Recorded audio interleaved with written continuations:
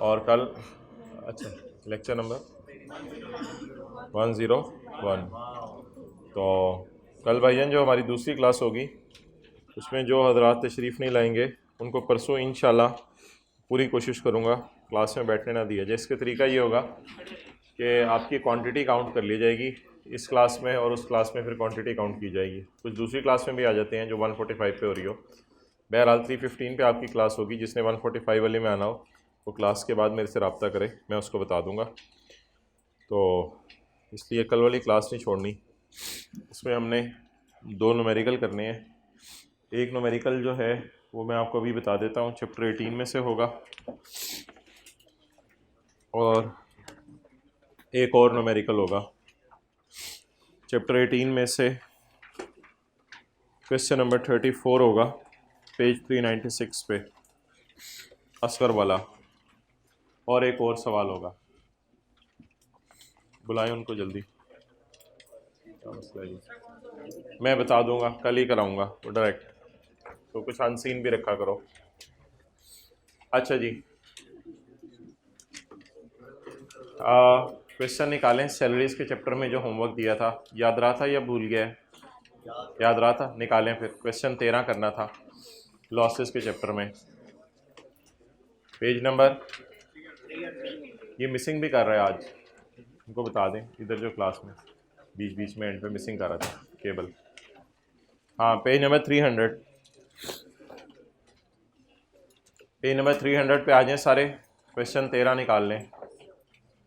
अच्छा, क्वेश्चन 13 को पढ़ना शुरू करें। खोल लेना, कब खोल लें?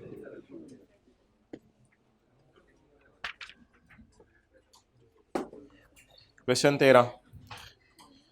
13 के अंदर जो है वो, अगर आप पहली लाइन पढ़ें पेज नंबर 300 पे, तो वहाँ पे आपको लिखा हुआ नज़र आएगा, ऑन 1 जुलाई को टेंटिव करें, छोड़ दें, पढ़ें साथ। On 1 July 15 Mehreen joined a local newspaper. Mehreen ने लोकल न्यूज़पेपर ज्वाइन किया as an investigation journalist at a salary of 3 lakh per month. Investigation उसने करनी थी कि बिजली जाने के इसबाब क्या हैं। Tax deducted from her salary amounted to 40,000 per month, और उसकी सैलरी से जो टैक्स कटा है वो है 40,000 पर मंथ। भाई बात सुन लो, 40,000 पर मंथ उसकी सैलरी से टैक्स कटा है। ओके, क्या करना है जल्दी बताएं ना। सीट चेंज कर लें, फिर पिछली रो में चले जाएं, उससे पिछली में। अच्छा जी, जल्दी, मैंने हाल बता दिया, आगे चलें। अब सवाल ये राइज होगा जी कि इसकी जो पाकिस्तान की सैलरी है वो 3 लाख रुपए पर मंथ है। तो 3 लाख रुपए पर मंथ को कितने महीने से मल्टीप्लाई करना है, ये डिपेंड करता है कि उसने कितना अरसा पाकिस्तान के अंदर जॉब की। That depends upon this. अच्छा,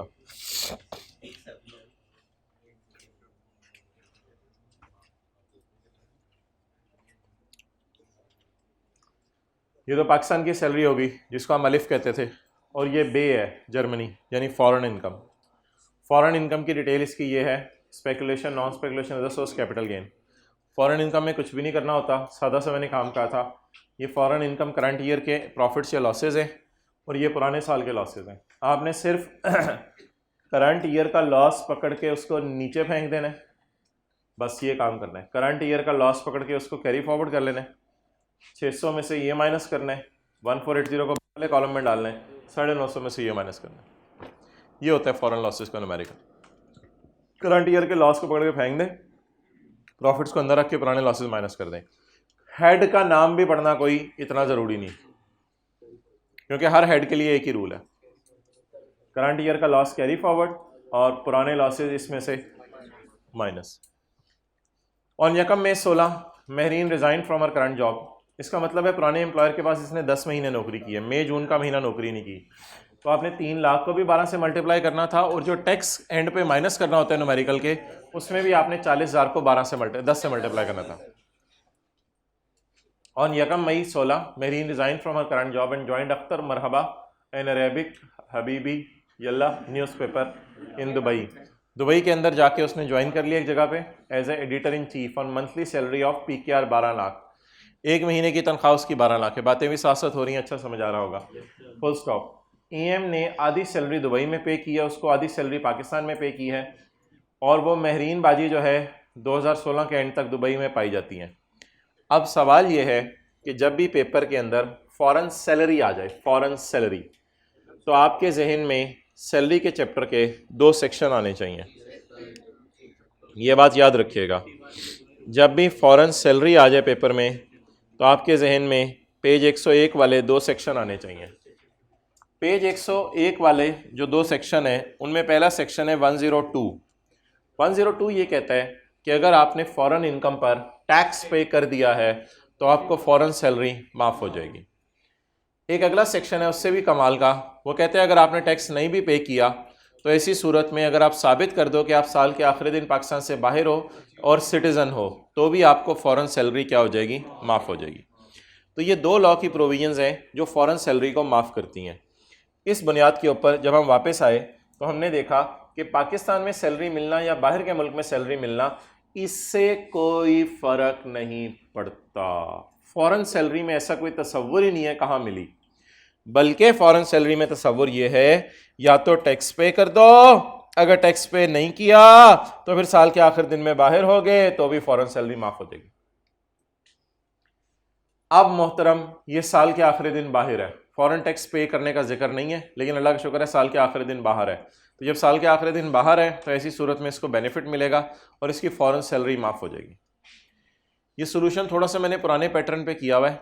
बेहतर इसका सोल्यूशन ये होगा कि आप सोल्यूशन में जाके 12 लाख मल्टीप्लाइड बाय 2 महीने 24 लाख को ऐड भी कर दें, लेस भी कर दें। सोल्यूशन में सिर्फ नोट डला हुआ है कि this income is exempt from tax, लेकिन बेहतर है 24 लाख को ऐड भी कर दें, लेस भी कर दें। तो जैसे एग्रीकल्चर इनकम को ऐड भी करते थे और लेस भी करते थे, तो लिखें इधर सोल्यूशन में 24 लाख को ऐड भी कर देंगे, लेस भी कर देंगे। ये फिर घर जाके खुद ही कर लीजिएगा जी।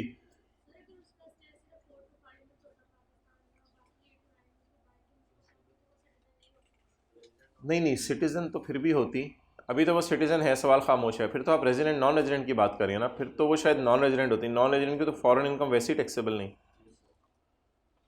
अच्छा, अब मोहतरम सवाल ये सवाल खामोश है तो इसको सिटीज़न एज्यूम करेंगे और साल के आखिरी दिन पाकिस्तान से बाहर है इसलिए फ़ॉरेन इनकम माफ़ हो जाएगी।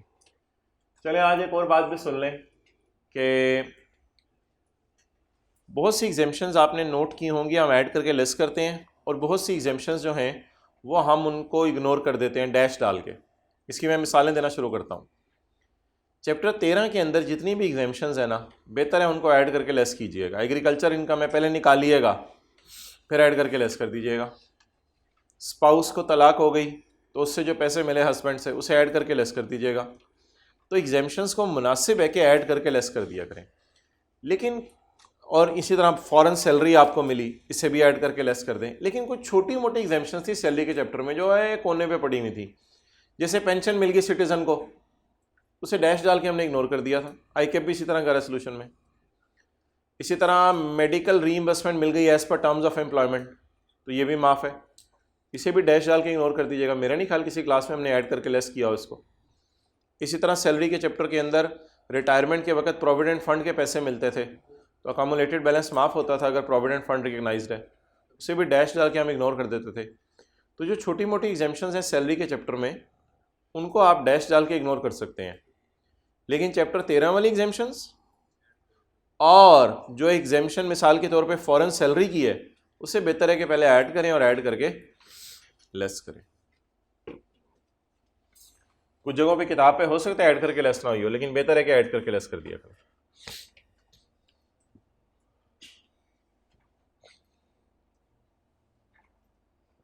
चैप्टर 15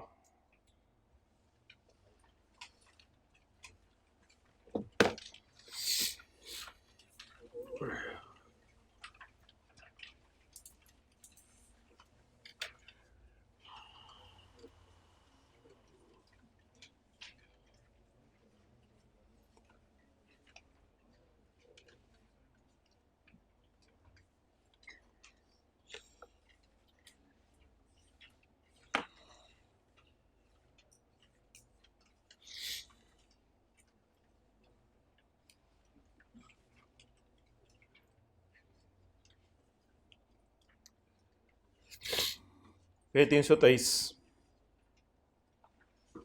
चलें जी, रिवाइज करें सारा। If a tax payer has furnished a, it will be assumed that commissioner has made an assessment and it will be assumed that he has issued an assessment order. अब जो आपने return जमा कराई है ना, if the return is incomplete, the commissioner may issue you a notice informing deficiency and will order you to fulfill the deficiencies.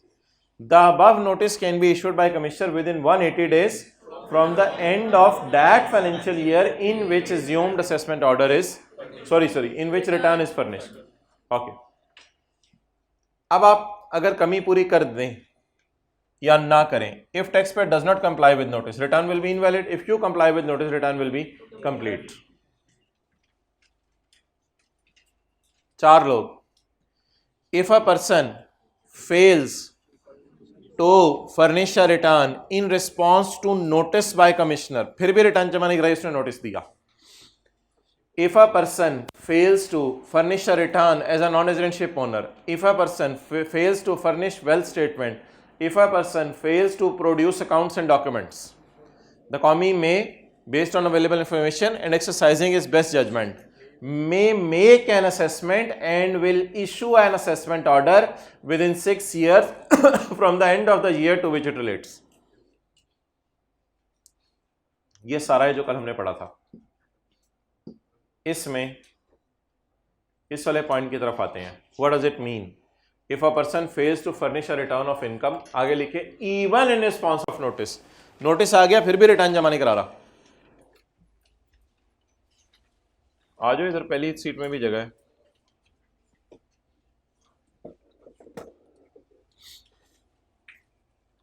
Okay, गुजरने दो इसको. अब मोहतरम सवाल एक राइज होगा, ये क्या चीज है? सेक्शन 114 का सबसेक्शन 3 और 4.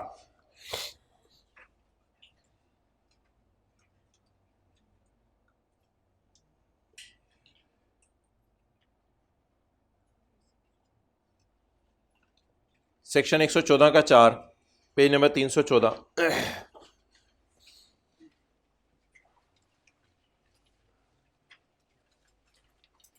अगर एक बंदा रिटर्न जमा नहीं करवाता तो कमिश्नर उसको एक वार्निंग भेजेगा कि यार तुमने आना था रिटर्न जमा कराने, तुम रिटर्न जमा नहीं कराने. अब मैं तुम्हें 30 दिन और दे रहा हूं, इसमें तुम आ जाओ रिटर्न जमा करवाने. अच्छा, अब ये कुछ इस किस्म की बात है कि आपने कॉलेज जाने के लिए 9 बजे का अलार्म लगाया हुआ था.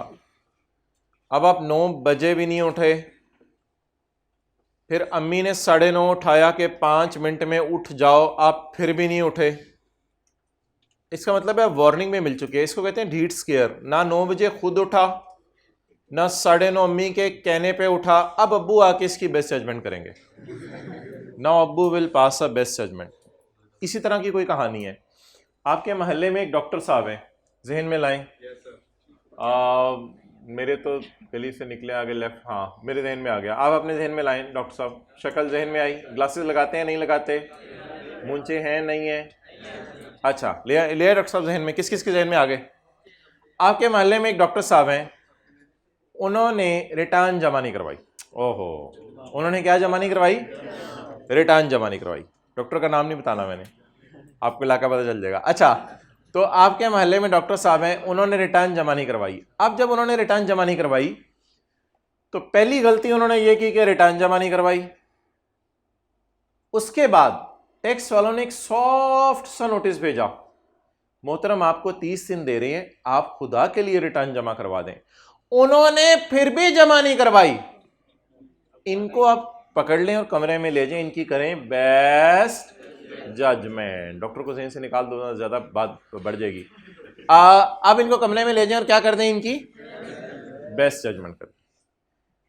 तो बेस्ट जजमेंट उसकी होती है जिसको एक दफ़ा आप नोटिस भेज दें कि रिटर्न जमा करवाओ और फिर भी वो 30 दिन में जमा ना कराए. और आपको याद है ये जो रिटर्न मांगी जाती थी पुराने 5 या 10 साल की मांगी जाती थी, ये बात तो अलग थी, एक दफ़ा की थी. और जो बंदा मर जाए और उसके वुरसा को कहा जाए उसकी रिटर्न जमा कराओ, या जो बंदा पाकिस्तान छोड़ के जा रहा है उसको कहा जाए उसकी रिटर्न जमा कराओ अपनी 12 महीने से कम की, और वो भी जमा ना कराए, तो उसको भी यही नोटिस इश्यू होगा जो अभी हुआ है इधर। लेकिन अगर फिर भी वो रिटर्न जमा नहीं कराता तो उसकी भी क्या होगी? तो जो साल की रिटर्न जमा करवानी थी और जमा नहीं करवाई तो बेस जजमेंट नहीं होगी। जिस बंदे ने अपनी नॉर्मल सालाना रिटर्न जमा करवानी थी और जमा नहीं करवाई तो नोटिस इश्यू होगा कि रिटर्न जमा करवाओ, अगर ना करवाए तो बेस जजमेंट होगी। 12 महीने की से कम की रिटर्न आपसे मांगी गई, कमिश्नर में गिव नोटिस, मांगी गई, आपने जमा नहीं करवाई, फिर क्या होगी? तो best judgement as a last resort use होगा, शुरू में ही बेस्ट जजमेंट यूज नहीं कर लेना। लेकिन वैसे एक बंदा ऐसा है जो रिटर्न अगर जमा ना कराए उसकी डायरेक्ट बेस्ट जजमेंट हो जाती है, वो नॉन रेजिडेंट शिप ओनर है, वो रिटर्न जमा ना कराए तो उसको हम 30 दिन का नोटिस नहीं देते, उसकी डायरेक्ट ही पकड़ के क्या करते हैं, ये शायद आपने कल पढ़ा हो कि जो नॉन रेजिडेंट शिप ओनर है उसको डायरेक्ट नोटिस नहीं भेजा जाएगा, उसको नोटिस नहीं, डायरेक्ट उसकी क्या कर दी जाएगी? Best judgement assessment. आजा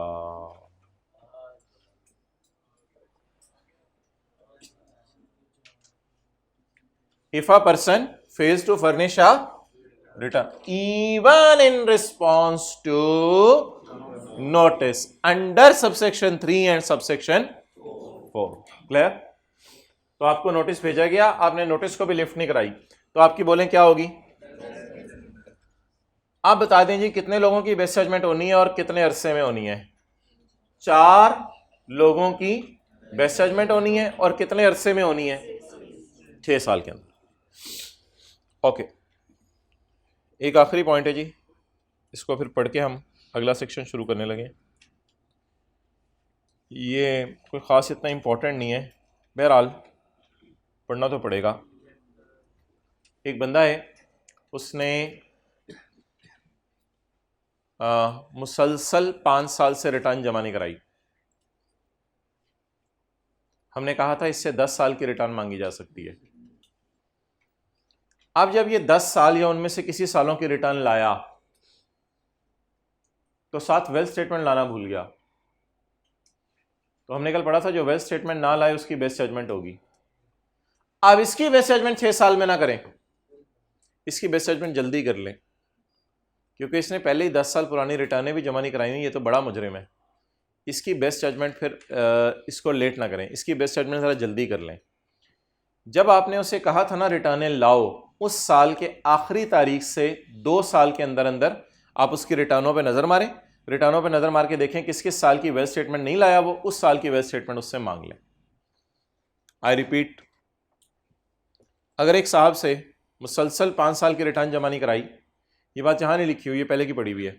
अगर एक साहब ने मुसलसल 5 साल रिटर्न जमा नहीं कराई तो इनसे कितने सालों की रिटर्न मांगी जाएगी? जब ये साहब 10 सालों या उनसे कम की रिटर्न लाएं तो साथ क्या लाना भूल गए? इनकी बेस्ट जजमेंट कर दें, इनकी बेस्ट जजमेंट कर दें। लेकिन ये बेस्ट जजमेंट आप 6 साल वाली लिमिट छोड़ें। अब जब आपने इनसे रिटर्न मांगी थी ना, जिस साल आपने उसको कहा था कि रिटर्नें लाओ, उस साल के आखिरी तारीख से 2 साल के अंदर अंदर इसको कहें अब तुम अपनी साथ साथ क्या ले आओ, बोले वेल्थ स्टेटमेंट। अगर 2021 में रिटर्न मांगी 10 साल की, अगर 2021 में रिटर्न मांगी 10 साल की और टैक्स पेयर ने अब कंबाइन जमा करा दी, 10 साल की रिटर्न कंबाइन जमा करा दी और उसने वेल्थ स्टेटमेंट जमा नहीं करवाई, अब आप 6 साल वाली लिमिट को भूल जाए। अब 21 का साल एंड होगा 30 जून 21 को, तो 21 के बाद 2 साल 30 जून 23 तक उसकी क्या कर दें? Best judgement assessment. पढ़ें जरा इसको। Where notice for furnishing a return of income is issued for 1 or more of the last 10 years, जहां आप उसको नोटिस देके 10 सालों की रिटर्न मंगवाएं तो best judgement order for wealth statement,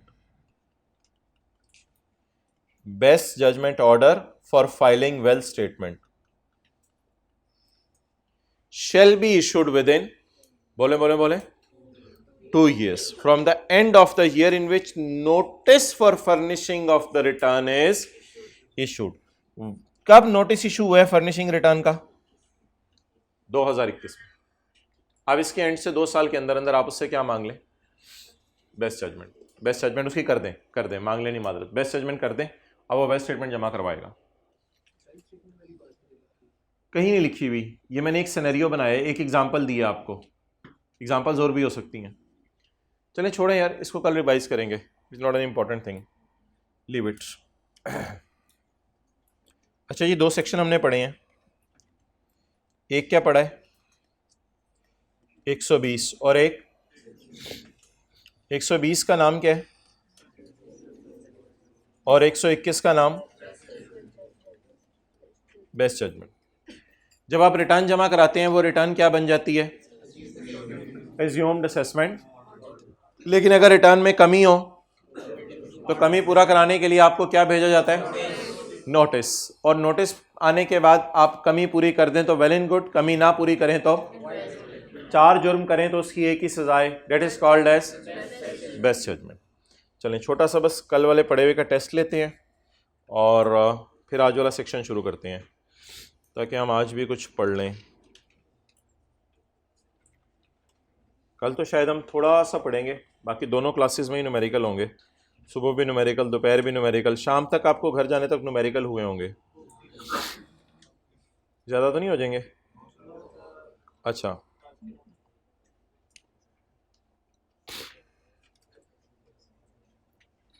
question 14,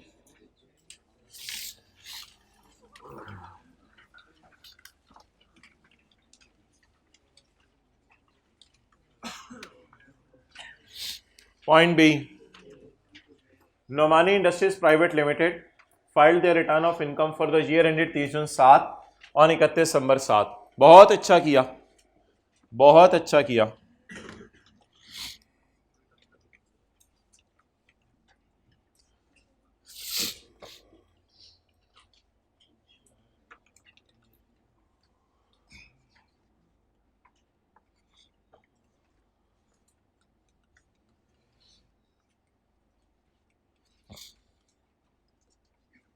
हमारे साल की रिटर्न, बातें नहीं नहीं नहीं नहीं, हमारे साल की रिटर्न आपको पता है अगले साल जमा कराई जाती है। और कंपनीज के लिए शायद आपको भूल गया हो, कंपनीज रिटर्न जमा करवाती हैं 31 दिसंबर तक।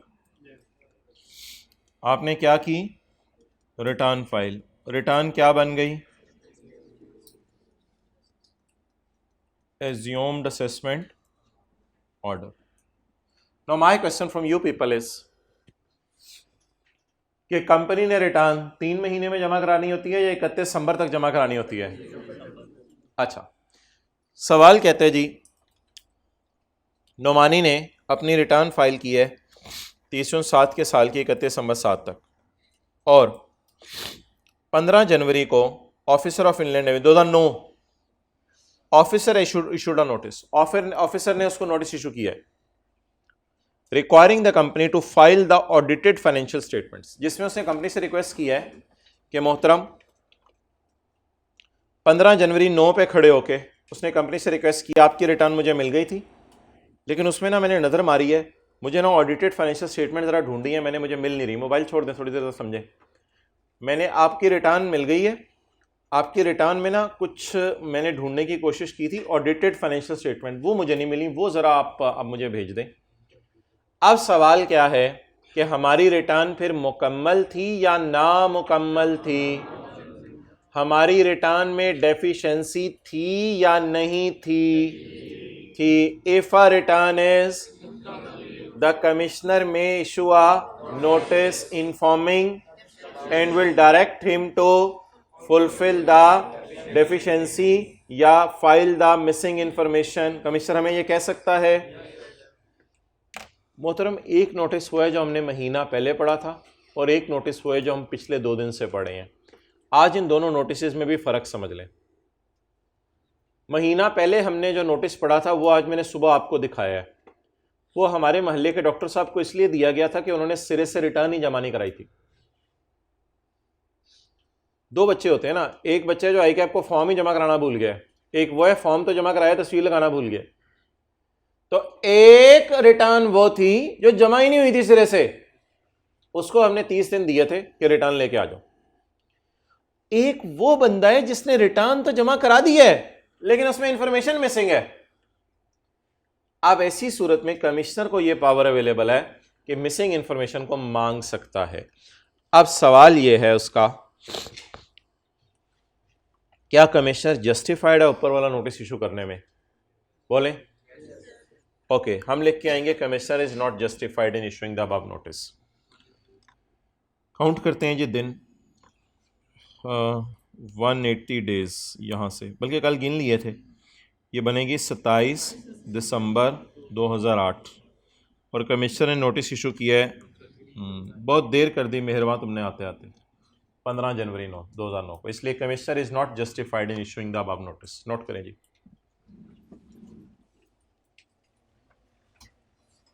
What is the last date? Last date के आगे क्या लिखूं? By which notice can be issued by sorry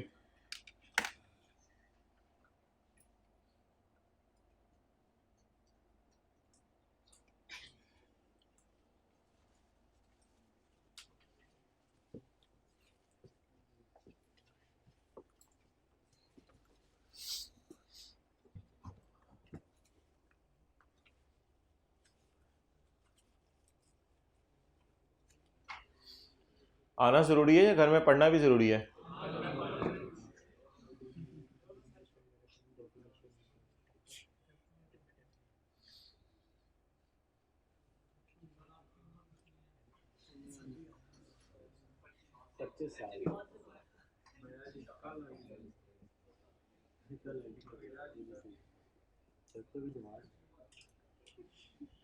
okay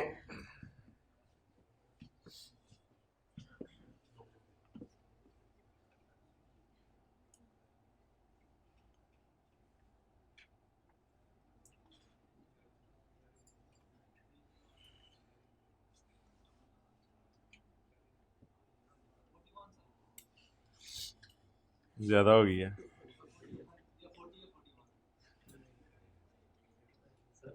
okay आगे चलें। तो पहले हम लिख के आएंगे the notice demanding the deficiency can be send by commissioner with in 180 days from the end of the financial year. The notice can be issued with in 180 days from the end of the. अच्छा, इससे कोई फर्क नहीं पड़ता कि 30 सितंबर हो या 31 दिसंबर को रिटर्न हो, एंड इधर ही होना है। कल भी एंड 30 जून को ही हो रहा था, आज भी एंड 30 जून को ही हो रहा है। चाहे आप रिटर्न 30 सितंबर को जमा करवाएं इंडिविजुअल, चाहे कंपनी दिसंबर में रिटर्न जमा करवाए, it doesn't matter, financial year का एंड तो जून में ही होना है। तो the above notice can be issued by commissioner with in 180 days from the end of that financial year in which the return was furnished. इसके 180 दिनों के अंदर होना था। But the commissioner has sent the notice on, so he is not justified in issuing the above notice. For further details you can contact me. नीचे लिखिएगा अपना telephone number. Okay, पढ़ना शुरू करें अब आज, मेहरबानी। ये जो आप ग्रीन सिग्नल दे देते हैं ना, ये बड़ी कमाल चीज़ होती है और आप पूरे कमाल हैं। कल आप लोगों ने कोई छुट्टी नहीं करनी, कल दोनों क्लासों में जोश से, जज्बे से, हिम्मत से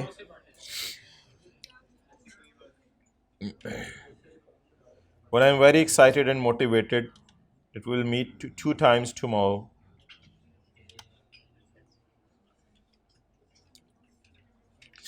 मोहतरम ICAP का मनपसंद सेक्शन आ गया है, सेक्शन 122। सेक्शन 122, ना 120 ना 121, ना मैं आप भी ना मैं खाकी, मैं तो सेक्शन 122।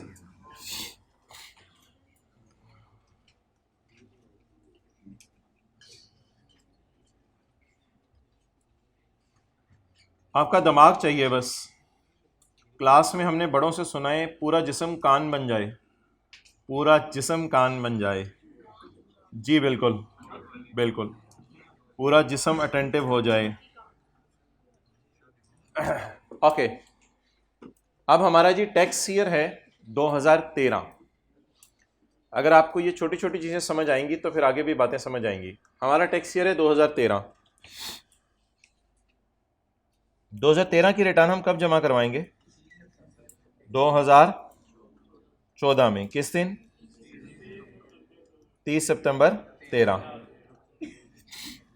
14 तो ना बोलो ना यार, ये 30/13 की तारीख है यार, हद हो गई, ये 30/13 की तारीख है। तो बता दें जी 30 जून 13 के साल की रिटर्न हम कब जमा करवाएंगे? 30 सितंबर 13 को, यानी 30 जून 13 के बाद 3 महीने के अंदर। नोट कुछ नहीं करना। आपने क्या जमा करवाई? रिटर्न। ये क्या बन गई? Assume assessment order.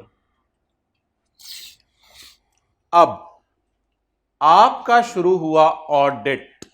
क्या शुरू हुआ? ऑडिट में निकली गलतियां, आपने रिकॉर्ड दिखा दिए। कल आपने रिकॉर्ड दिखाने से इनकार कर दिया था, तो सेक्शन 121 में आपकी सेक्शन 121 में आपकी बेस्ट जजमेंट हुई थी। आज आपने रिकॉर्ड दिखाने से इनकार नहीं किया, आज आपने कहा मैं हाजिर, मेरे रिकॉर्ड हाजिर, दिलो जान से हाजिर, आओ ऑडिटर बैठो मेरा ऑडिट करो। आपने ऑडिट कराने पे मान गए। अब गेम ऑन होने लगी है। अब ऑडिट कराने पे अब आपका शुरू हुआ ऑडिट। ऑडिट के बाद, ऑडिट होता है घूरी, ऑडिट के बाद आपको आएगा शो कॉज नोटिस, बार्किंग। वो वजह बताओ क्यों ना पेनल्टी को ऐड बैक कर दिया जाए, वजह बताओ क्यों ना 25,000 से ऊपर की तनख्वाह जो कैश में पी है ऐड कर दी जाए, वजह बताओ क्यों ना इंटरटेनमेंट एक्सीडिंग लिमिट्स क्रॉस कर रहे हैं ऐड बैक कर दी जाए, वजह बताओ क्यों ना घर के खर्चे ऐड बैक कर दिए जाएं, वजह बताओ क्यों ना फला फला खर्चे तुमने किए हैं जिनके सबूत अवेलेबल नहीं है वो ऐड कर दिए जाएं। इसे कहते हैं शो कॉज नोटिस। वजह बताओ ये सारे खर्चे ऐड बैक करके तुम्हारा प्रॉफिट क्यों ना बढ़ा दिया जाए। आपका शुरू हुआ ऑडिट, ऑडिट में आपने रिकॉर्ड दिखाने के मान गए, आपको इशू हुआ शो कॉज नोटिस यानी बार्किंग हुई। बार्किंग के बाद अब अगली चीज जो आपकी होनी है दैट इज बाइटिंग। हाँ इधर ले आए ना, हाँ जब मैं साथ से चल। बार्किंग के बाद अब आपकी अगली चीज कौन सी होनी है? बाइटिंग। बार्किंग के बाद अगली चीज आपकी होनी है बाइटिंग। बाइटिंग का क्या मतलब है? अब आपको असेसमेंट ऑर्डर इशू होना है। अब आपको क्या इशू होना है? तो सेल्स टैक्स की कहानियां थोड़ी थोड़ी याद आ रही हैं। आपने जमा करवाई रिटर्न, रिटर्न जमा करवाने के बाद आपका शुरू होगा ऑडिट, ऑडिट के बाद होगा शो कॉज नोटिस। अगर शो कॉज नोटिस में आप जवाब ना दे सके तो आपको इशू होगा असेसमेंट ऑर्डर। लेकिन इनकम टैक्स में इसका नाम असेसमेंट ऑर्डर नहीं है क्योंकि असेसमेंट ऑर्डर तो इशू हो चुका है। इनकम टैक्स में इस काटने का नाम है अमेंडेड असेसमेंट ऑर्डर। तो आज हम शुरू करने लगे हैं section 122 that is called as amended assessment order. तो आप जमा करवाएंगे रिटर्न, रिटर्न क्या बन जाएगी? Assumed assessment order. Assumed assessment order बनने के बाद आपका शुरू होगा ऑडिट। आप रिकॉर्ड दिखा देंगे इसलिए आपकी बेस्ट जजमेंट नहीं होगी। ऑडिट के बाद टैक्स वाले पूछेंगे शो कॉज, शो कॉज, वजह बताओ, वजह बताओ क्यों ना तुम्हारे खिलाफ एक्शन लिया जाए। इसको कहते हैं भौंकना, बार्किंग होगी। अगर आप मुनासिब जवाब ना दे सके तो आपको काट लिया जाएगा, लेकिन यह कटवाना एक स्पेशल किस्म का कटवाना है, इसका नाम है अमेंडेड। अब सवाल यह है कि ऑडिट कितने अरसे में कर सकते हैं हमारा? 2028 में जाके ऑडिट शुरू कर दिया, 2014 का, 2013 के साल का, ये लुट मची हुई है। अब सवाल यह है ऑडिट कब तक कर सकते हैं? अब सवाल यह है शो कॉज नोटिस कब तक इशू कर सकते हैं? अब सवाल यह है कि काट कब तक सकते हैं? तो उसने कहा ना मैं बताऊंगा ऑडिट कब तक शुरू कर सकते हैं, ना मैं बताऊंगा शो कॉज नोटिस कब तक इशू कर सकते हैं। मैं सिर्फ बता दूंगा कि आपको काटा कब तक जा सकता है। ये इंप्लाइड होगा कि उससे पहले ही भौंकना है और उससे पहले ही घूरना है। क्लियर? अब उन्हें आपको कहा बेटा 5 बजे तक इस्लामाबाद पहुंचना है, छोटे भाई को भी ले आना मॉडल टाउन से, छोटे भाई को भी ले आना मॉडल टाउन से, और भेरा से जो है वो पकोड़े लेके आना। अब आपने पहुंचना है इस्लामाबाद। अब उन्हें 5 बजे इस्लामाबाद का टाइम दिया। अबू भाई को कब लूं मुझे नहीं पता, अबू पकोड़े कब लूं मुझे नहीं पता, बेटा 5 बजे सारे काम करके पहुंचे हो। अब अबू ने सिर्फ किस चीज का टाइम बताया? इस्लामाबाद पहुंचने का। इंप्लाइड है उससे पहले छोटे भाई को भी लेने, उससे पहले रास्ते खड़े नहीं लेने, और रास्ते में से अबू के लिए पकोड़े भी लेने। ये दोनों काम करके जाना है। अबू कब तक पकोड़े? बेटा मुझे नहीं पता, 5 बजे तक पहुंचे हो। तो इट मीन्स कि घर वाले आपको अगर 2-3 काम कहें तो उसमें से आखिरी काम के टाइम बता देते हैं कि ये काम इतने बजे तक कर दो, फिर इंप्लाइड होता है कि बाकी आपने काम। अब आज हम ये नहीं बताने लगे कि शो कॉज नोटिस कब इशू होगा, आज हम ये नहीं बताने लगे कि कब तक ऑडिट होगा, हम डायरेक्ट बताने लगे हैं कब तक। यहां से गिनना शुरू करें, लॉ मेकर कहते हैं ना। यहां से गिनना शुरू करें, लॉ मेकर कहते हैं ना। यहां से गिनना शुरू करें, लॉ मेकर कहते हैं हाँ। बात होगी यार। अच्छा, यहां से गिनने हैं, कहां से गिनने? तो पहले तो स्टार्टिंग पॉइंट डिसाइड कर लें। यहां से ना, यहां से ना, यहां से, यहां से आगे 5 साल गिनने आप। 5 साल के अंदर काटा जा सकता है। कटवाएं, सॉरी, 1 2 3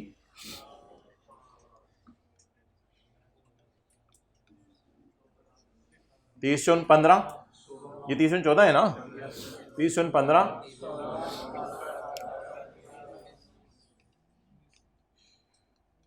ये 30 13 था ना,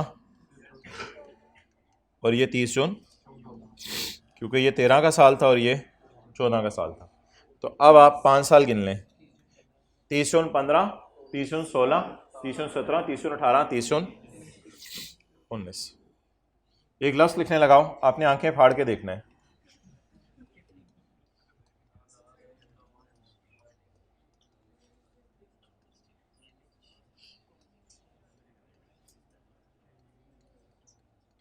थोड़े से डेले अंदर करें आंखों के।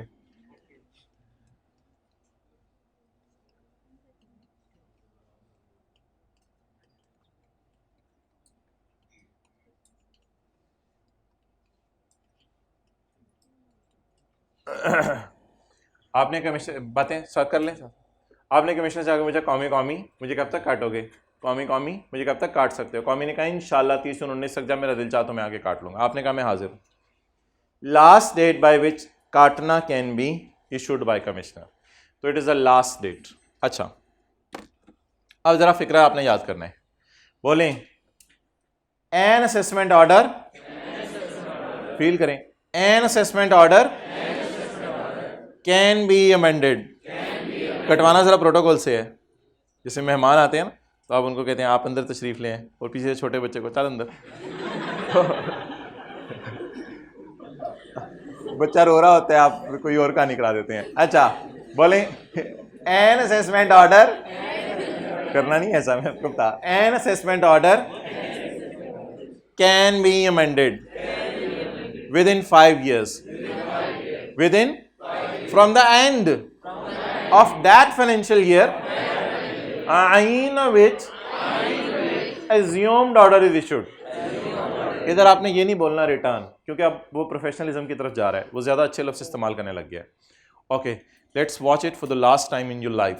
Number 1, N assessment order can be amended within 5 years from the end of that financial year in which assumed assessment order is issued। Clear? चलें जी, नोट कर लें। ये वैसे नोट हुआ हुआ है, लेकिन करें ज़रा, रजिस्टर पे कर लें साथ वाले के।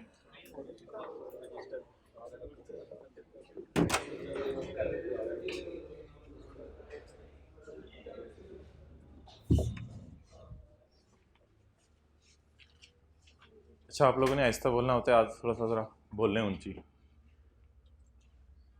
N assessment order can be amended within 5 years from the end of that financial year in which assumed order is issued। आते रहिएगा बस 31 जनवरी तक। एक दिन आपको और बुलाया जाएगा फरवरी में, उस दिन तैयार हो के आना है, गर्मियों के कपड़े पहन। वालेकुम अस्सलाम।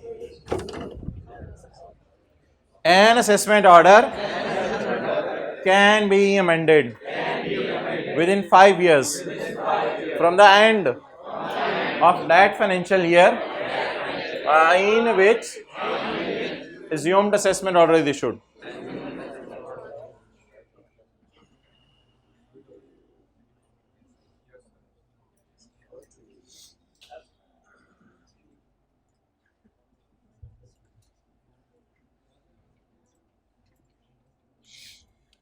An assessment order can be amended within 5 years from the end of the financial year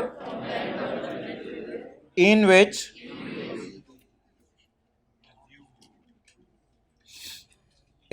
commissioner is assumed to have issued the original assessment order. Original कौन सा वाला है? ये वाला है, जिसको हमने पहले दिन assumed वाला भी कहा था, इसका नाम ओरिजिनल भी है। बाकी ब्रैकेट में ले लें वो एक बात, बोले N assessment order can be amended within 5 years from the end of the financial year in which assumed order is issued. एक छोटा सा डॉट यहां लगा लें 30 सितंबर का।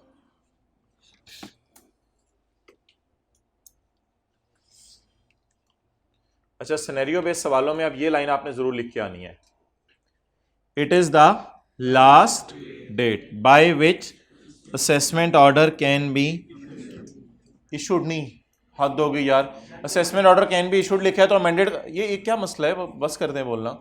Assessment order can be issued का क्या मतलब है? हद हो गई, तो ब्लंडर है। अमेंडेड का लफ्ज़ पूरे फिक्रे में कहीं आया ही नहीं। जब तक अमेंडेड असेसमेंट ऑर्डर का लफ्ज़ नहीं आएगा तब तक आपको मार्क्स कैसे मिलेंगे? तो last date by which assessment order can be amended, it is the last date जब तक अमेंडमेंट की जा सकती है। इसको असेसमेंट नहीं कहना, असेसमेंट तो ये थी, है ये भी असेसमेंट ही, लेकिन इसका नाम आज क्या रख दिया हमने?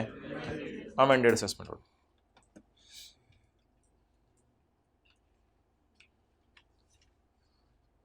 इधर देखें, the commi may amend an assessment order. दोबारा, द कॉमी मे अमेंड, पढ़ें जी पॉइंट 1, बात वही है। The commi may amend following assessment orders. Commi following assessment orders को अमेंड कर सकता है। कौन सा वाला? एज्यूम्ड वाला। अल्लाहु अकबर, बेस्ट जजमेंट को भी अमेंड कर सकते हैं। हाँ, हो सकता है ना ऐसा कि नॉन रेजिडेंट शिप ओनर की आपने बेस्ट जजमेंट की हो, बाद में कोई कहे नहीं यार ये आपने सही नहीं की, तो डबल बेस्ट जजमेंट नहीं हो सकती। अब अगर आपने दोबारा इस पावर को इस्तेमाल करना है तो अब आप बेस्ट जजमेंट नहीं करेंगे, आप बेस्ट जजमेंट को अमेंड करेंगे। Now this will be called as amended assessment order. 120 वाले को भी पकड़ के आप ऑडिट से गुजार सकते हैं और 121 वाले को पकड़ के भी आप ऑडिट से गुजार सकते हैं, क्योंकि 121 में आपने ऑडिट नहीं किया था, 121 में आपने एक्सरसाइज की थी अपनी बेस्ट जजमेंट, क्योंकि अगला ऑडिट करा के रिकॉर्ड दिखाने को तैयार नहीं था। इधर आपने अपनी बेस्ट जजमेंट इस्तेमाल की थी।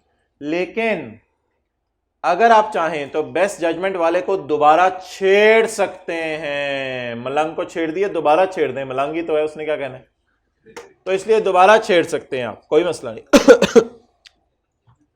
इसका क्या मतलब है? बाय मेकिंग ऑल्टरेशंस और additions as he considers necessary. Section 21 में पेनल्टी ऐड कर दें, एंटरटेनमेंट एक्सीडिंग लिमिट्स ऐड कर दें, और कोई चीज ड्राइंग्स ऐड कर दें, जो मर्जी ऑल्टरेशन एडिशंस करें। ओके, अगले सफे पे आए।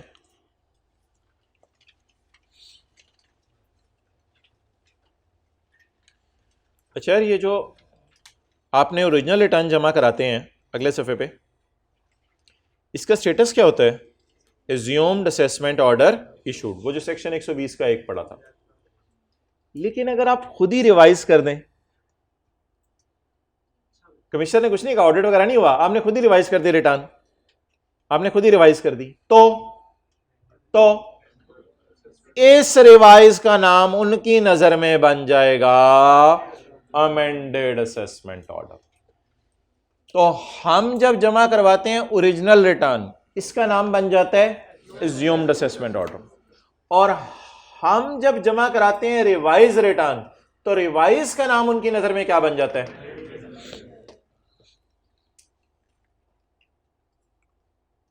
ओरिजिनल उनकी नजर में क्या बन जाती है और रिवाइज उनकी नजर में। तो ये मैंने आपको ना सेक्शन 122 का स्कोप बढ़ा दिया है।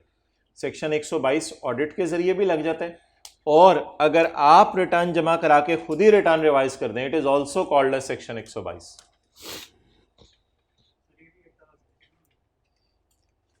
assumed amended assessment order कह सकते हो आप इसको, बिल्कुल assumed amended assessment order where a taxpayer furnishes a revised return। अंग्रेजी वही है 120 के एक वाली। It will be considered that commissioner has made an assessment of income and tax। याद है बोली अंग्रेजी, made हो गई। And the revised return shall be considered as amended assessment order issued। तो assume किया जाएगा, made भी हो गया और made करके issue भी हो गया। On the day revised return was furnished। अब दो सवाल आते हैं पेपर में। एक सवाल आता है what is the status of original return, वो भी मैं नहीं पढ़ा रहा, वो 120 का एक है। एक सवाल आता है what is the status of revise return. बताएंगे what is the status of revise return. Status क्या है? स्टेटस है amended assessment order. Revise return क्या बन जाती है? Amended assessment order. Original return क्या होती है? Assumed assessment order.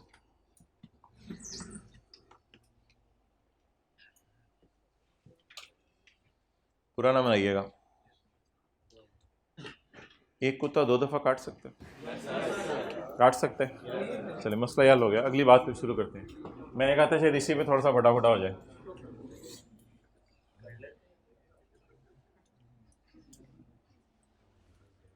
बहुत अटेंटिव हो जाएं। हमारा साल है 2020 और ये तारीख है 30 जून 20।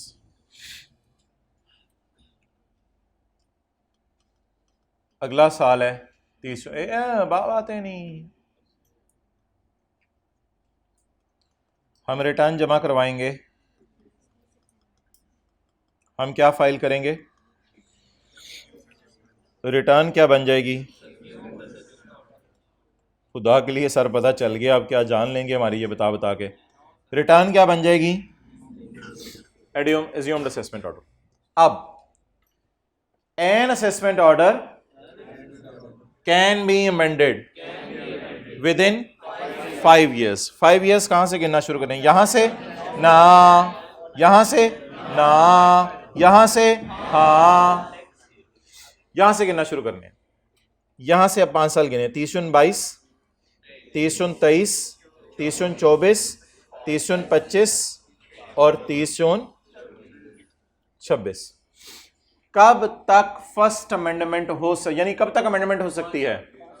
5 साल तक। 30 जून 26 तक हो सकती है। फर्ज करें, for the sake of discussion मैंने ब्लू मार्कर पकड़ा है, फर्ज करें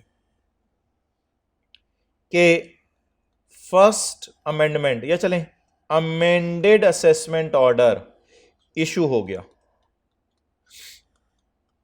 अमेंडेड असेसमेंट ऑर्डर क्या हो गया? इशू हो गया। इससे पहले क्या होता है, जरा पीछे आके लिख लें, ये पेज 325 पे।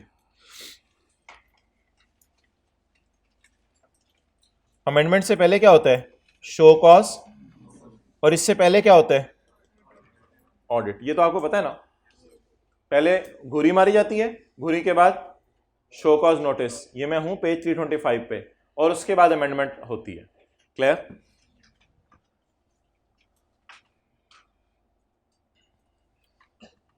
अच्छा, ये मैंने सवाल ज्यादा इंटरेस्टिंग बना दिया कि मैंने आपको बता दिया कि पहली दफा काट चुका है कमिश्नर, पहली दफा। अब मेरे 2 सवाल हैं आपसे। पहला सवाल, जो मैंने पुरानी लॉ की प्रोविजन पढ़ाई है उसकी रोशनी के अंदर जो है वो आप मुझे बता दें कि इस सिनेरियो के अंदर कब तक पहली दफा काटा जा सकता था? 23 जून। जरा येलो लाइन देख के बताएं, विद इन टाइम काट लिया। अब मेरे दो सवाल, दूसरी दफा काटा जा सकता है या नहीं? लॉ मेकर कहते हैं yes, as many times as may be necessary, जितनी दफा जरूरत महसूस हो काट लो। क्योंकि हो सकता है इस दफा आपने ऑडिट किया हो तो पता चला हो पाकिस्तान में प्रॉपर्टीज हैं, बाद में पता चले कि उसकी लंदन में भी प्रॉपर्टीज थी। अब आप कहें यार मैं तो ऑडिट करके अभी फारग हुआ था 30 जून 2020 के साल का, मुझे दोबारा ऑडिट करना पड़ गया। हो सकता है ऐसी कोई गलती बाद में भी पता चल जाए, ऑडिट के बाद भी गलती पता चल सकती है। तो इट मीन्स कि ऑडिट भी ज्यादा दफा किया जा सकता है, जब ऑडिट ज्यादा दफा किया जा सकता है तो काटा भी ज्यादा दफा जा सकता है। अब सवाल है कि अगर ज्यादा दफा काटा जा सकता है तो कब तक दूसरी दफा काटा जाएगा? दूसरी दफा काटने के लिए अब लिमिट सुने। अब एन असेसमेंट ऑर्डर नहीं बोलना, अब बोलने इफ एन असेसमेंट ऑर्डर। बोले if an assessment order has been amended, it can be amended as many times as may be necessary within the letter of, Pappu गल बद गई है, within the 5 years from the end of the financial year in which assumed assessment order is issued। ये तो वही बात होगी। Or 1 year from the end of the financial year in which first amendment took place।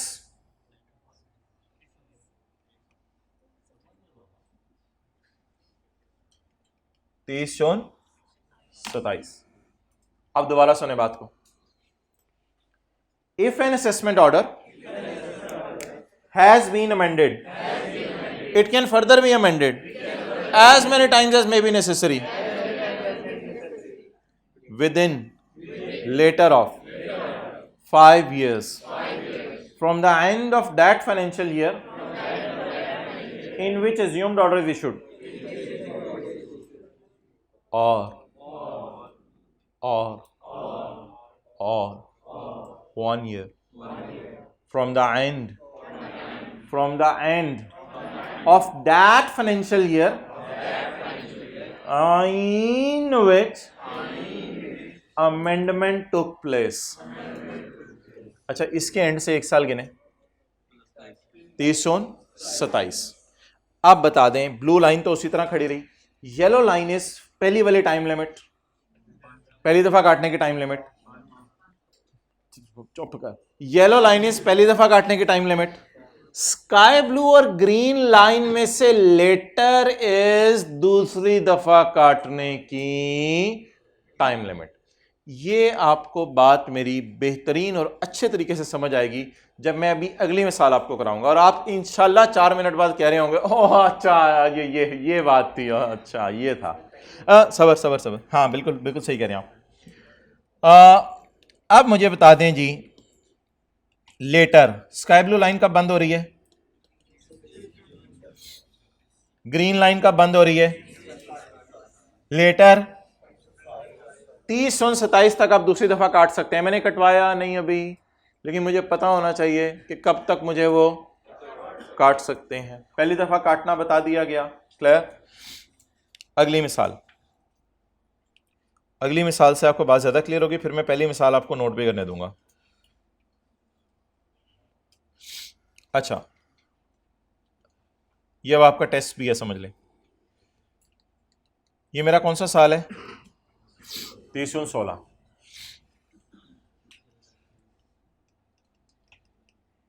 इसकी return कब जमा कराएंगे? 30 सितंबर 16। आप क्या जमा करवाएंगे? रिटर्न क्या बन जाएगी? Assumed assessment. यार वो ना पीछे गलती रह गई थी, माजरत, वो एक डेट आपको सही करानी थी, किसी बच्चे ने भी नहीं बताई। ये 30 ये ना पेज 326 में जो रिवाइज रिटर्न की मैं बात कर रहा था, ये डेट 30/9/10 बनती है, ये डेट 30/9/10 बनती है। वो ऐसी गलती से लिखी गई थी वैसे 30 सितंबर 11, 30 जून 10 के बाद 30/9/10 ही आता है ना। आप लोगों की भी नज़र नहीं पड़ी।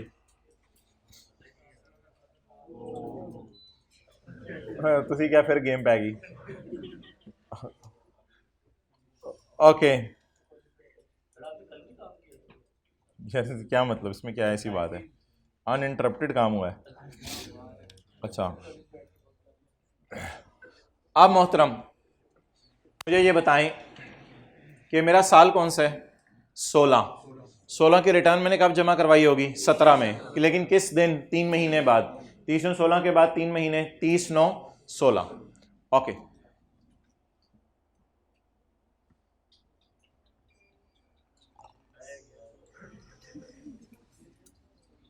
सिस्टम बैठ गया लगता है।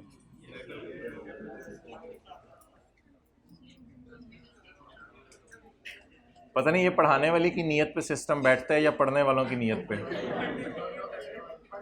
पढ़ने वालों की नीयत खराब हो तो सिस्टम बैठता है। कर दो पॉज, ऑनलाइन वाले बातें सुन रहे हैं। चलो हम अपना काम हल्का कर देते हैं। कल टेक्स्ट का तो एक है ही ना, FR2 का फिर देख लेते हैं, उधर हल्का कर देते हैं। ओके, अच्छा मोहतरम, बताते रहा करो चीज़ें। इस चैप्टर में तो ये कोशिश की जा रही है इधर ही आपको याद करवाया जाए। पढ़ें जी। अब इस सूरत में मैंने आपसे पूछना है कि एज्यूम्ड असेसमेंट ऑर्डर कब इशू है। हमारा साल कौन सा है, 16 का। 16 का रिटर्न कब जमा करवाई, 30/9/16 को। 30/9/16 को रिटर्न क्या बन गई, एज्यूम्ड असेसमेंट ऑर्डर। अब ज़रा मुझे आपने बताना है कि फर्स्ट अमेंडमेंट कब तक हो सकती है, पहली दफ़ा कब तक काटा जा सकता है। 30/18, 30/19, 30/21, 30/22। 30/18, 30/19, 30/20,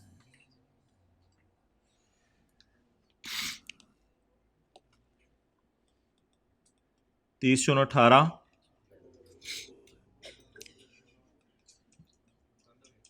30/19, 30/20 और 30/21।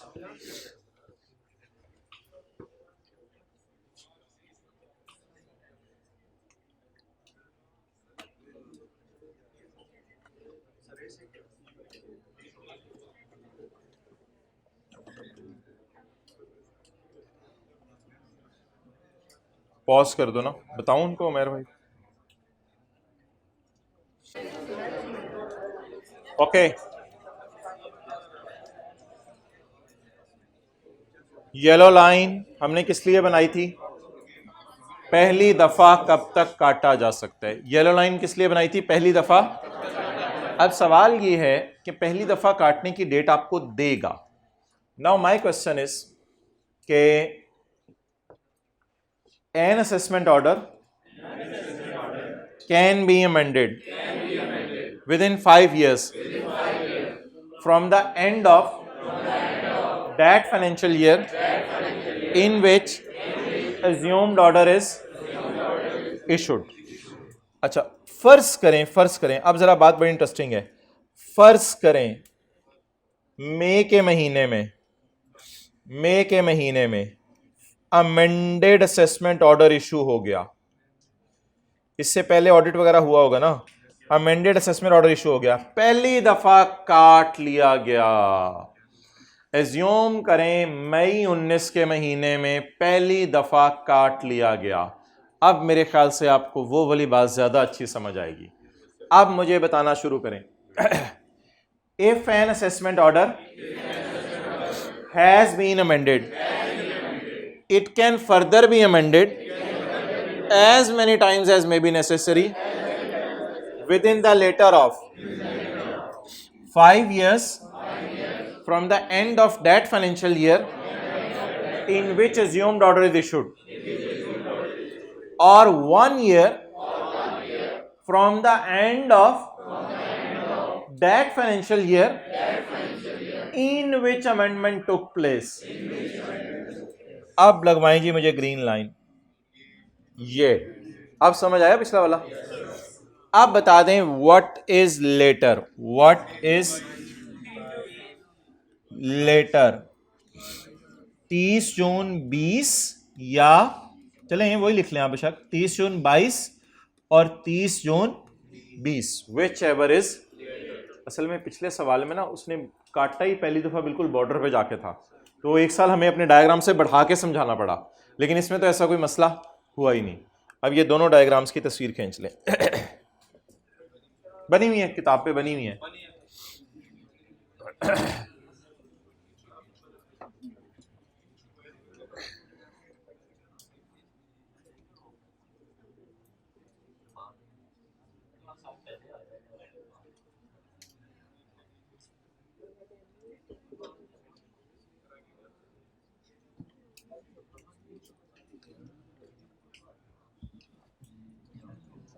येलो लाइन हम किस लिए यूज करें? पहली दफा काटने के लिमिट, और स्काई ब्लू और ग्रीन लाइन दूसरी दफा काटने के limit.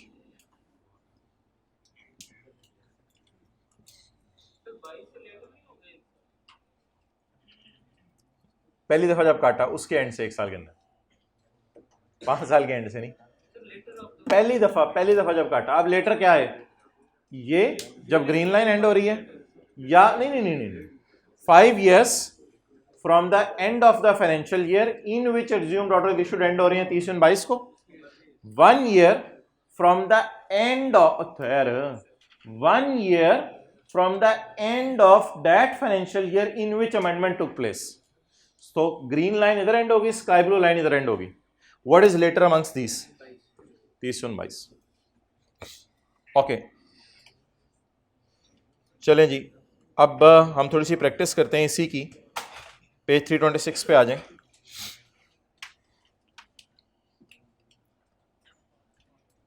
If an assessment order has been amended, बोलें।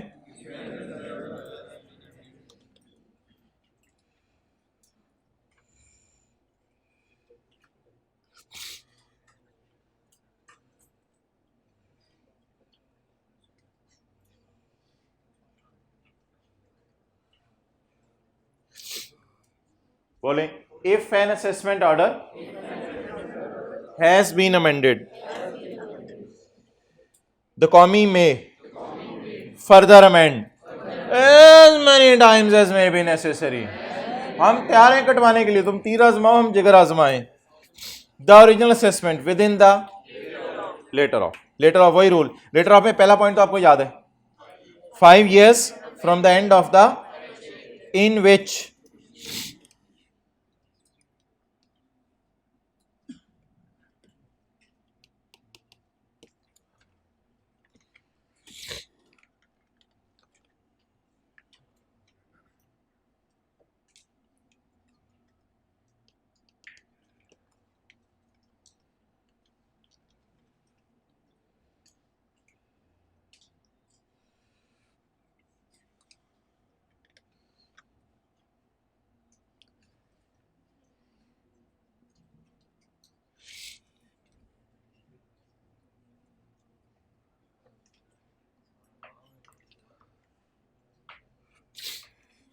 years from the end of the financial year in which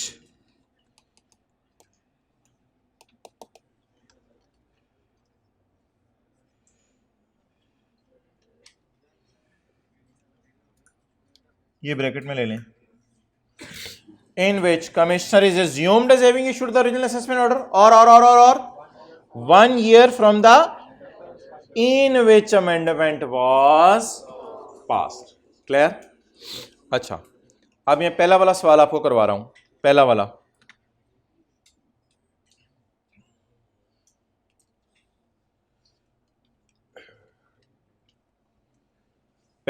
सवाल आपको करवा रहा हूं।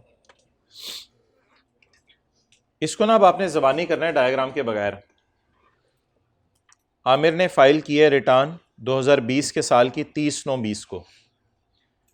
रिटर्न जो उसने फाइल की है ये क्या बन गई? Assumed assessment order. It is also called as he was selected for audit. उसे मारी गई घूरी एंड द फर्स्ट काटना took place in March 26। Identify the date by which second काटना कैन बी मेड। बताएं सेकंड काटना कब तक हो सकता है? यही सवाल मैंने आपको करवाया है, बट वेट, इसको हम पेपर में कैसे करेंगे वो देखें। मेरा साल कौन से? 20। 20 की रिटर्न कब मैंने जमा कराई? 21 में। 21 की आखिरी तारीख 30 जून 21। 30 जून 21 से 5 साल गिने। 30 जून 22, 23, 24, 25, 26। मुझे बताएं इस जब मैंने रिटर्न जमा कराई इस साल की आखिरी तारीख क्या बनेगी? और यार बता दें 30/9/20 के बाद कौन सा 30 जून आ रहा है? 30 जून 21 से आगे 5 साल गिने। डायग्राम में नहीं बनानी, बैठ जाना पेपर में। 30 जून 21 से आगे 5 साल गिने। ये 5 इयर्स वाली लिमिट आपने गिन ली। ये हो गई येलो लाइन, ये ग्रीन स्काई ब्लू लाइन। अब ग्रीन लाइन गिननी है। पहली दफा कब काटा? मार्च, अप्रैल, मई, जून। जून 26 से 1 साल आगे गिने। 30 जून, विच एवर इज। आप बताएं डायरेक्ट हो जाएगा? यानी कि अगर डायग्राम ना भी बनाए तो the second amendment can be made within later of 5 years from the end of year in which commissioner is assumed as having issued order, or 1 year from the end of financial year in which first amendment has been made. So the later date is 30 जून 27। तो ये वाला सवाल हमने ज़बानी करने की कोशिश की। अब ये वाला सवाल डायग्राम के बगैर ज़बानी करने की कोशिश करते हैं।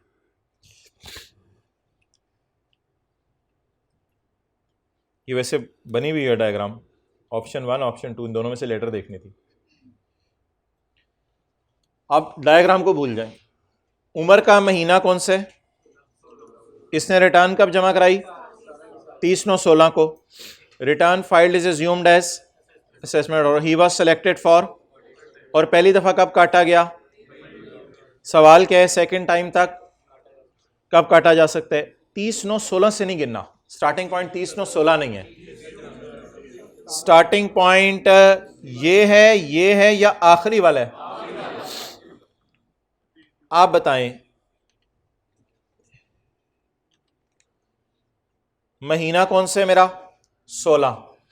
मैंने रिटर्न कब जमा कराई? सॉरी साल कौन सा है? 16। रिटर्न कब जमा कराई? 30/9/16 को। 30/9/16 वाला जो साल है वो कब खत्म होगा? 30/9/17 को। 18, 19, 20, 21, 22। 5 years वाली डेट क्या बन गई? पहली दफा कब काटा? मई जून। 30 जून 19। 1 साल डालें जरा इसमें। 1 साल डालें 30 जून 19 के बाद 30 जून विच इज लेटर। कितने लोग कर लेंगे ज़बानी? डायग्राम नहीं बनाने का टाइम मिलेगा। तो ये दोनों सवाल हमारे हो गए। तीसरा अब आप खुद कर लें।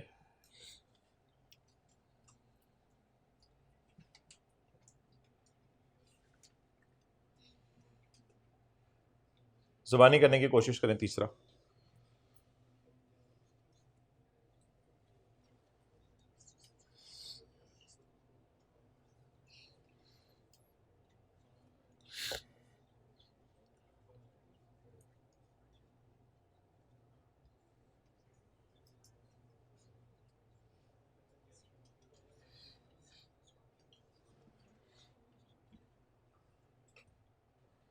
Okay, mister Stumpout has filed a return of income for tax year 2010 on 30 September 2010। Commissioner has amended the assessment for the first time. पहली दफ़ा कब काटे? 31 जनवरी 12 को। Identify the specific date by which further काटना कैन बी डन। फर्दर काटना। अब मुझे बताएं हमारा साल कौन सा? इसकी रिटर्न कब जमा कराई? 30 जून 11 के साल में। 30 जून 11 से आगे 5 साल गिने। 30 जून 12, 13, 14, 15, 16। ये तो आम हालात वाली आगे डेट। पहली दफा काटा कब? 31 जनवरी 12 को। इसके बाद 30 जून कौन सा आ रहा है? 30 जून 12। 30 जून 12 के बाद साल गिने, एक साल गिने। 30 जून विच इज लेटर। तो 30 जून 16 तक यू कैन काट him for the first time. और कल इंशाल्लाह इसके और भी सवाल करते हैं ताकि ये ज़रा बात पक्की हो जाए। अब अगला सवाल मेरा ये है आपसे कि किन लोगों को ये ऑर्डर इशू होगा। कल हमने 4 लोगों को सजा दी थी, आज जरा देखते हैं किन लोगों को ये ऑर्डर इशू होगा। नहीं, मैं बताता हूं। कमिश्नर साहब आप अपने कमरे में पहुंचे। जी मैं पहुंच गया हूं, आप बंदे लाओ। कमिश्नर अपने कमरे में पहुंच गया। कौमी कमिश्नर साहब आज हम एक ये बबलू लाए हैं और एक ये बबली लाए हैं। तो कमिश्नर हम ये 2 बंदे लाए हैं आपके लिए। अच्छा यार इनको क्यों लाए हो आज? पहले ज़रा बबलू को तो लाओ। बबलू तुम्हारा कैसे आना हुआ? सर इसका ऑडिट शुरू हुआ था, इसने अपने रिकॉर्ड दिखा दिए थे और इसने इनकम कम शो की भी है, इसने टैक्स क्रेडिट ज़्यादा माइनस किए हुए हैं, इसने टैक्स रेट लोअर लगाए हुए हैं, इसने इनकम्स को हेड्स के अंदर मिसक्लासीफाई किया हुआ है। ये 5-6 गलतियां हमने इसकी ऑडिट में पकड़ी हैं। कमिश्नर ने कहा इसको बेस्ट जजमेंट वाले कमरे में ना लेके जाना, इसके लिए अलग कमरा बनाया हुआ है क्योंकि ये उन 4 में से नहीं है। इसको पकड़ के ना हमारी जो अंदर वाली जेल है ना उसमें डाल दो। डन। अब इस कमरे में जाके क्या होनी है, इसकी बेस्ट जजमेंट या amended assessment? Amended assessment. Babli को बुलाया जाए। सर ये बबली बड़ा 2 नंबर बंदा है, ये जो है ना लोगों को छेड़ता रहता है। देखिए आपको भी छेड़ है। अभी तो हमने इसकी फोटोकॉपी मंगवाई है, जब ये खुद आएगा तो फिर देखें क्या बनेगा आपका। चलो ले आओ यार बबली को, देखी जाएगी। हम भी तो अपने ज़माने के डॉन थे। तो बबली को बुलाया गया। इसने क्या किया है? सर इसने हुकूमत के रेवेन्यू को नुकसान पहुंचाया है। इसको अंडरग्राउंड ले जाओ, इसको देखते हैं क्या करना है। इसने क्या किया बोले? हुकूमत के रेवेन्यू को, एक लास्ट में बोलने लगा हूं, प्रेजुडिशियल नुकसान पहुंचाया है। To the interest of government, government के रेवेन्यू को नुकसान पहुंचाया है। कल हम देखेंगे इसकी क्या मिसालें बन सकती हैं, वो फिर मैं डिस्कस करूंगा। अब बता दें जी किन 2 लोगों की अमेंडमेंट ऑफ असेसमेंट की जा सकती है। ऑडिट में जिसकी 5-6 गलतियां पकड़ी जाए वो 5-6 गलतियां भी मैंने आपको बता दी हैं। और दूसरा जिसने गवर्नमेंट के रेवेन्यू को,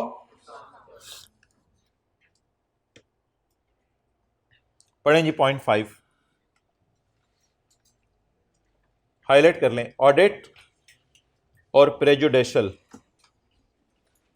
पॉइंट 5 और 5A। पेनवर अगला। 4 मुजरिम 2 द कमिश्नर मे अमेंड और further amend an assessment order. वही बात है, may amend, the commissioner may amend और further amend an assessment order where through audit और द बेसिस ऑफ पक्की खबर कमिश्नर को इत्मीनान हो जाए। क्या? नंबर 1 कोई भी income escape assessment. Escape assessment का क्या मतलब है? भूल गया उस पर टैक्स लगाना।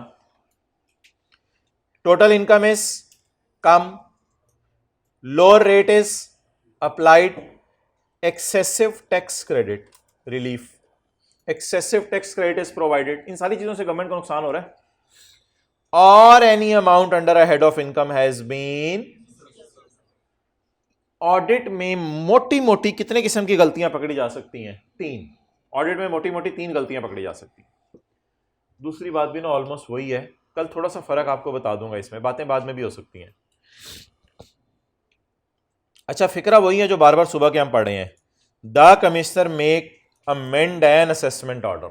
द कमिश्नर मे अमेंड, वो वाला, the commissioner may amend an assessment order. The commissioner may amend, वही जो सुबह का पढ़ रहे हैं। The commissioner may amend an assessment order if, लिखें assumed order, if assumed order is नुकसानदेह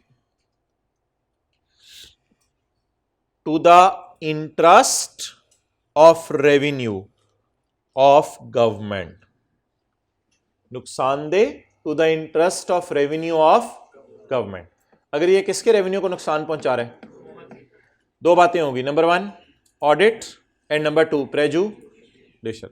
इंशाल्लाह ये सारा कल हमने रिवाइज करना है। जिस तरह 120 और 21 आपको मैंने सारा अंग्रेजी में दोबारा रिवाइज कराया, ये भी कल सारा रिवाइज करना है। अगली बात 5AA काट दें, 6 कल पढ़ लिया था। मेक जरूरी है या इशू भी करना है? इशू भी करना है, पढ़ा था कल। आफ्टर मेकिंग, मेक करने के बाद क्या मेक किया आज, बेस्ट या amended? After making amended assessment order the commissioner shall issue an amended assessment order स्टेटिंग amended income, amended tax, tax paid if any, and time place and manner of appealing. अगर आप हमारे खिलाफ appeal करना चाहते हो तो उसका तरीका भी आपको बता दिया जाएगा। अपीलिंग अगेंस्ट लिख लें, appealing against the assessment order.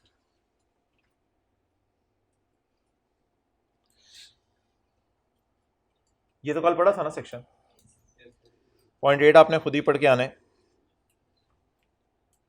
पक्की खबर, पक्की खबर होती है शिकायत लगा दी, सर फलां के बैग में से ये निकल आया, फलां के पास ये है, फलां के पास ये है, ये आपने खुद ही पढ़ लेना है, मैं आपको पढ़ा भी दूंगा कल। पक्की खबर ये जी हमने पढ़ा हुआ है पॉइंट 9, ये हमने सेल्स टैक्स में पढ़ा हुआ है। तो मैं आपको अब सेल्स टैक्स में लेके जा रहा हूं और बहुत ज्यादा अटेंशन चाहिए आपकी, ताकि आपको पुरानी बातें याद आएं और आपका भी आना जरूरी है। पेज 462 पे 462,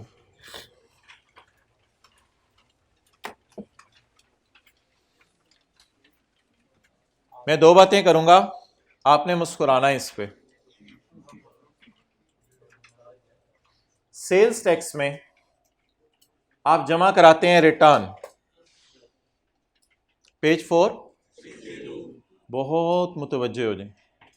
सेल्स टैक्स में आप जमा करवाते हैं, कोई अजम्पशन नहीं ली जाती कि ये अज्यूम्ड असेसमेंट ऑर्डर है।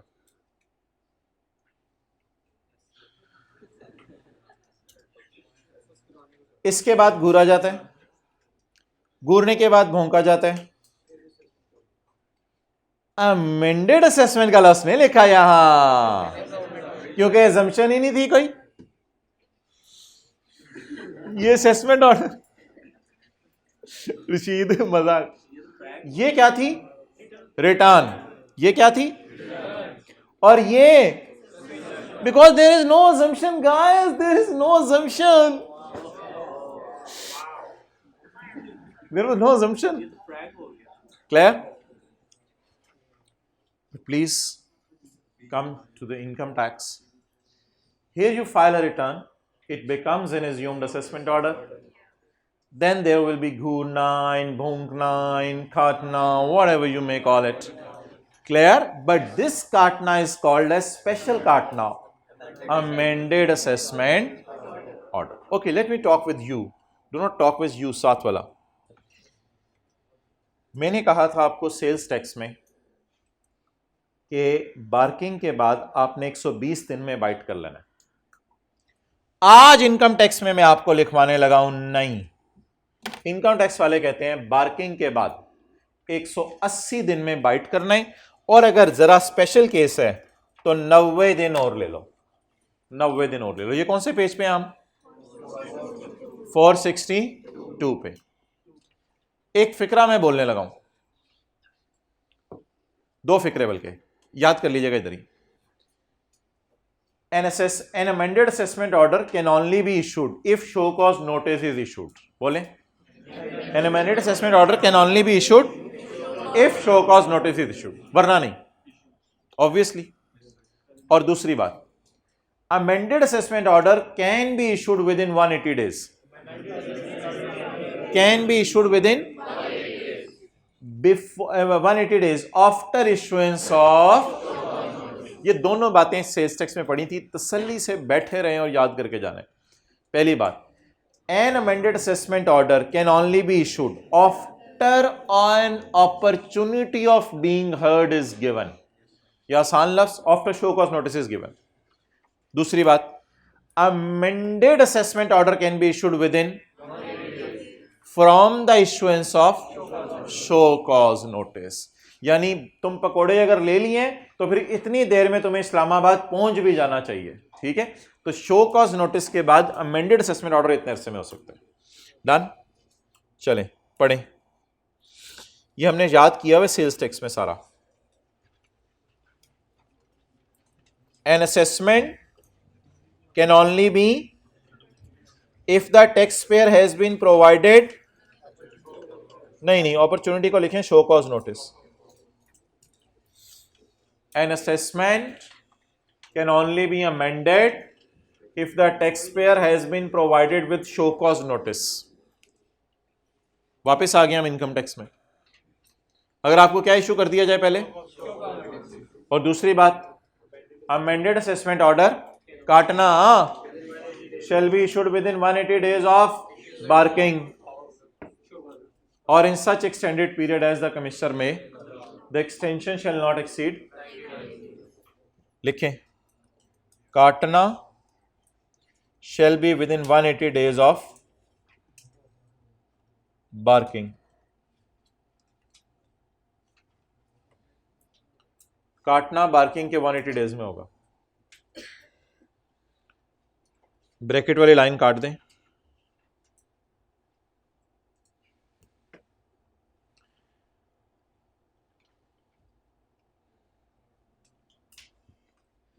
टैक्स वाले चाह रहे हैं कि वो आपको 180 दिन में काटें, लेकिन आप 2 दिन के लिए बाहर के मुल्क सैर करने चले गए, ये टाइम काउंट नहीं होगा। टैक्स वाले चाह रहे हैं कि आपको 180 दिन में काटें, आप 2 दिन के लिए ऑल्टरनेट डिस्प्यूट रेजोल्यूशन कमेटी के पास डिस्प्यूट रिजॉल्व कराने चले गए, ये वाले 2 दिन भी काउंट नहीं होंगे। टैक्स वाले चाह रहे हैं कि आपको काटें 180 दिन में, आप 2 दिन के लिए कोर्ट के पास चले गए, स्टे ऑर्डर ले लिया, खुदा के लिए ये काम रुकवा दो, मैं बड़ा बिजी हूं, ये तीनों टाइम पीरियड्स काउंट नहीं होंगे। अब मेरे ख्याल से कमिश्नर के पास 186 डेज होंगे, 186 डेज के अंदर वो आपको काट ले। यानी अब्बू ने फोन करके कहा बेटा वो मेरे दोस्त से भी जरा मिलना ना, उन्होंने भी आपको कोई काम कहना था। अब्बू फिर मैं 5:30 तक, हाँ बेटा कोई मसला नहीं, फिर आप 5:30 तक आ जाना, वो मैं मानता हूँ, इस टाइम को मैं काउंट नहीं करूंगा। समझ आ गई बात?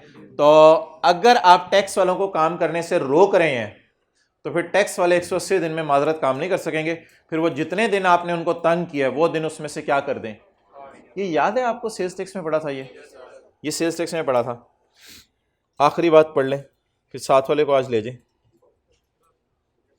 Following period will not be counted in above days, जुबानी याद कर लें। स्टे ऑर्डर, आप कहीं से जाके स्टे ऑर्डर ले आए, कभी आप सुने जिंदगी में स्टे ले लिया इन्होंने, स्टे ऑर्डर। अच्छा, following period will not be counted, alternate dispute resolution proceedings, ये अगला आपको समझ नहीं आएगा क्योंकि आपने सेक्शन 122 डी नहीं पढ़ा हुआ।